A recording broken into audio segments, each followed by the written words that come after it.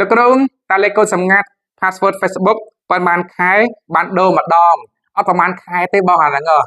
សំខាន់ឲ្យតែសង្ស័យមានគេលួចចូលលេងបងសំខាន់ចេះបងបើសិនជា account របស់បងឃើញមានភាពមិនប្រក្រតីបង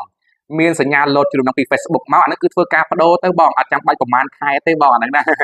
តាទុកអញ្ចឹងយូរគេ hack យកទៅបាត់ហ្នឹងគឺ Vivo តែម្ដងអញ្ចឹងណាបងគឺ set ហ្មងណា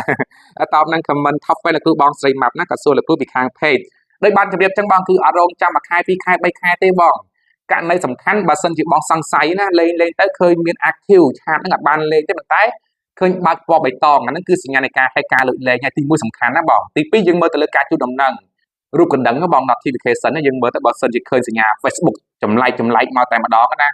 មានអាណាព្យាយាមចូលលេង use device អញ្ចឹងជាដើមបងធ្វើការដូរ password ទៅកុំទុកយូរអញ្ចឹងណាបងអាហ្នឹងណាអត់ទុកយូរមួយខែពីរខែទេបងតែ3 4ថ្ងៃឃើញពឹងដូរគ្មានតែម្ដងអញ្ចឹងណាបងទី2បើសិនជា account ហ្នឹងយើងឃើញតម្លៃ device បង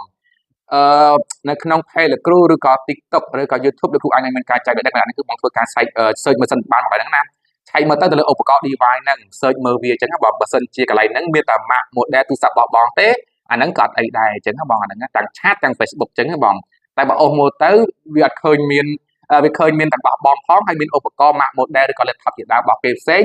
អាហ្នឹងបញ្ជាក់បានថាគេលួចលេងហើយអញ្ចឹង password បងសួរលោកគ្រូហ្នឹងគឺមិនបាច់រងចាំមួយខែពីរខែទេបង update ជាប្រចាំតែម្ដងណាដូរថ្មីទៅដើម្បីអីការពារពីការ hack ការលួចលេងអញ្ចឹងបងអត់សាច់ជួនអរគុណ